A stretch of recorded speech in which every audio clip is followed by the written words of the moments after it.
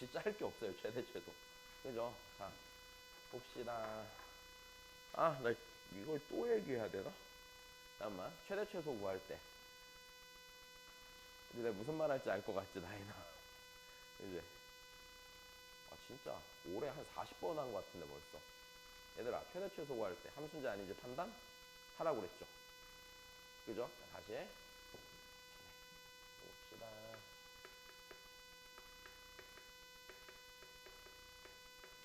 최대소인데, 자, 일단 기본적으로 이쪽에서 다루게 되는 거는 함수의 최대 최소일 거야. 함수의 최대소인데, 자, 기본적으로 이렇게 넘어가요. 이렇게 돼야 될 것 같아. 자, 함수의 최대소니까, 자, 함수의 최대 최소가 되기 위한 조건부터 좀 생각해보자. 일단 됐니? 다시요. 이 문제에서 주어진 상황이 니네한테 함수의 최대 최소이기 위한 조건부터 생각해보자. 자, 함수의 최대 최소이기 위해서는요, 일단은 조건이 있죠. 자, 조건이 있는데, 자, 일단 첫 번째는 이거야. 첫 번째는, 자, 변수의 범위가 주어져야 돼요? 안 주어져야 돼요? 변수의 범위가 주어져야 돼요. 됐어요? 그리고 변수의 범위에 따라서요, 최대 최소 구하는 방법이 달라져요? 안 달라져요? 달라져요. 그러니까 구간이 어떻게 주어지냐에 따라서 최대 최소 구하는 방법이 달라지겠죠. 닫힌 구간일 때랑 열린 구간일 때랑 구하는 방식이 다르잖아. 그지? 자, 그래서 변수의 범위가 주어져야 돼요. 그리고 그때 우리는 당연히 걔를 열린 구간이냐, 자, 또는 닫힌 구간이냐에 따라서 구하는 방법이 달라질 걸 알고 있을 거고요. 자, 그 다음에 두 번째는요. 자, 원래는요, 변수가 늘 몇 개여야 된다고 그랬는지 기억나니? 변수는 늘 한 개가 돼야 되는데, 자, 이제 우린 변수가 굳이 하나일 필요가 없어지긴 했어요. 왜냐면 변수가 두 개라고 미분을 못해? 아니야. 자, 그럼 다시 기본적으로, 자, 변수는 몇 개여야 돼요? 변수는 하나여야 되는데, 자, 이제 여기서 이렇게 돼야 돼. 만약에 변수가 두 개 이상이면은요, 당연히 뭐가 필요할까? 관계식이 필요한데, 좀만 더 얘기를 해볼게. 관계식이 있었을 때 이제 기존에랑 하는 게 좀 달라질 수 있어. 근데 이게 아직 수능에 나온 적도 없고, 나온 적은 네, 그냥 없어요. 없는데, 자, 이제 생각을 해봐. 관계식이 두 개 이상일 때 기존의 수투까지면은 변수가 둘 이상일 때 다루는 방법이 제한적이니까 대입해 산문자로 정리를 해야 하네. 하지만 우리 이제는 뭐가 돼? 그냥 이 상태에서 미분을 할 수 있잖아. 자, 그러면 이거야. 자, 변수는 하나여야 되는데 만약에 설령 변수가 두 개더라도 관계식이 하나만 더 있으면 돼야 안 돼요. 일단 요게 포인트고요. 됐어, 다시요. 변수가 세 개면 관계식 몇 개 있어야 돼? 두 개 있어야 돼. 됐어? 그래서 한 문자로 정리될 수 있는 거랑 같은 상황을 만들어준다고. 자, 만들어주고 난 다음에는요. 만들어주고 난 다음에는 이 관계식을 만약에 기존의 수투까지였으면은 반드시 한 문자로 정리를 해야 하네. 반드시 한 문자로 정리하겠지. 다시 수투까지였으면 다룰 수 있는 방법이 없잖아. 무조건 한 문자로 정리하는 거고. 자, 이게요, 미적이면은요, 만약에 한 문자 정리가 힘들 것 같으면은 정리해야 돼. 정리 안 하고 그냥 있는 그대로 미분해서 적당히 관계식 속에서 그냥 내가 원하는 거를 계산만 해내면 되는 거지. 자, 일단 그래서 미적이면요, 정리할 필요가, 정리가 되면 당연히 정리를 하는 게 훨씬 쉬워. 그치? 변수를 둘인 상태로 다루는 것보다 하나로 줄여서 계산하는 게 훨씬 편하잖아. 그래서 정리가 되면 하고요. 정리가 만약에 잘 안 되면, 잘 되지 않으면, 자, 그때는 그냥 그대로 놓고 뭐 하면 돼? 음함수가 됐건 합성함수가 됐건 무엇이 됐건 간에, 그치? 역함수의 미분법이 됐건 간에 놓고 미분해서 그냥 풀면 되는 거야. 자, 그럼 다시 세 번째는요, 그 함수가요, 뭘 할 수 있는 함수여야 되냐면 다룰 수 있는 함수여야 돼요. 내가 미분할 줄 아는 함수여야 되고요. 네, 다룰 수 있는 함수여야 돼요. 네, 듣도 보도 못한 애는 네, 미분할 수 없을 수도 있잖아요. 자, 그래서 요게 만족이 되면은 그때는 그냥 함수의 최대 최소라고 생각을 하고 가는 겁니다. 자, 좀만 더 얘기를 해봅시다. 그러면 우리 여기서 함수의 최대 최소 값을 구하는 방법은요. 자, 구하는 법은요. 자, 일단 요거는 당연히 알아야 되는데, 자, 일단 네, 첫 번째 함수의 최대 최소 구할 때 뭐부터 보라고 그랬어요? 함수식이 온전히 딱 정해져 있는 거야. 내가 뭔가 추론을 한다든지 상황을 파악할 필요가 1도 없고 그냥 단순히 함수의 최대값, 최소값을 계산만 하면 되는 상황이야. 그럼 뭐부터 보면 되죠? 범위. 그렇죠? 구간부터 보는 거죠. 자, 제일 먼저 봐야 되는 건 뭘 보시고, 자, 구간을 보시고요. 자, 구간이요. 어떨 때랑 어떨 때로 나눠요? 닫힌 구간이랑 열린 구간으로 나눠요. 자, 열린 구간으로 나눠요. 자, 열린 구간 나누는데, 자, 닫힌 구간일 때. 자, 근데 일단 여기서 이게 전제가 돼야 돼. 구간에서 반드시 최대나 최소를 가지려면 그 함수가, 닫힌 구간에서 반드시 최대나 최소를 가지려면 그 함수가 어떤 함수여야 되지? 연속 함수여야 되지. 그렇지? 최대 최소 정리 때문에. 구간이고 구간을 봐야 되는데, 대신에 이게 전제가 돼야 돼. 그 함수가, 자, 연속임이 전제가 돼 있어야 돼요. 그러면 연속임을 주지 않고 그냥 미분 가능함을 줘도 연속은 전제가 돼야 안 돼?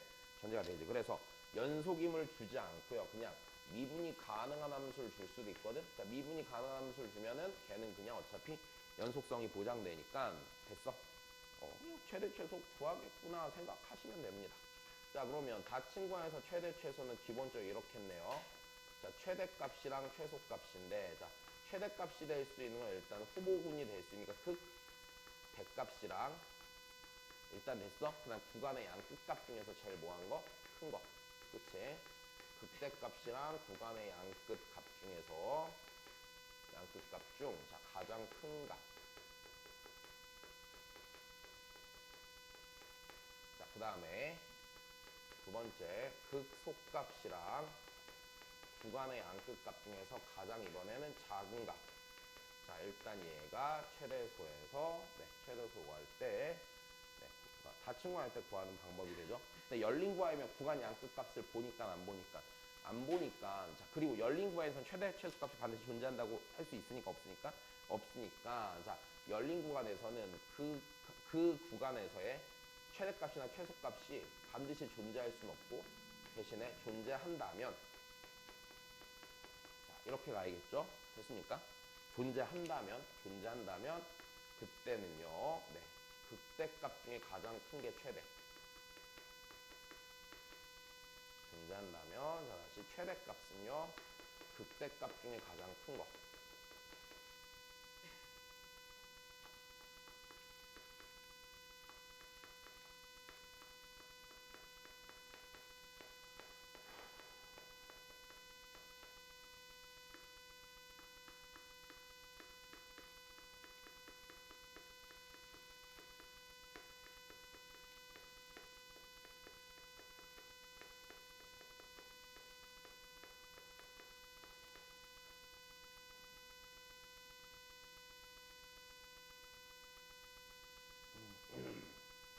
여기까지 됐어.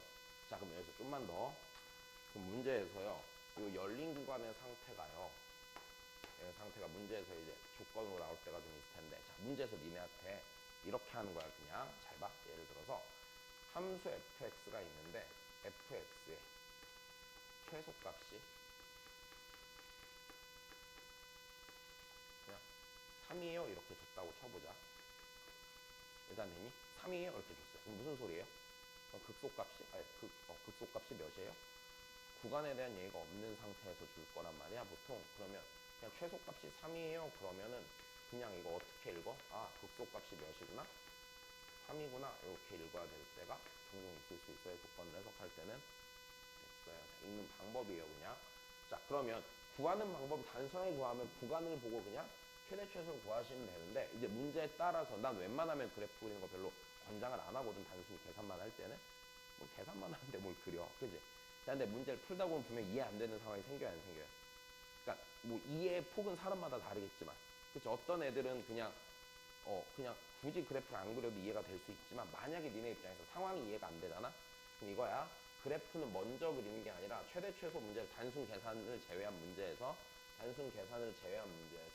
뭔가, 자, 상황에 대한 이해가 내가 부족하다라고 느끼면 됐어요? 상황에 대한 이해가 내가 좀 부족하다고 느끼면 그때는 그래프를 그리고 그냥 어떤 상황인지 좀 생각해 볼 필요가 생기는 거겠죠. 그죠?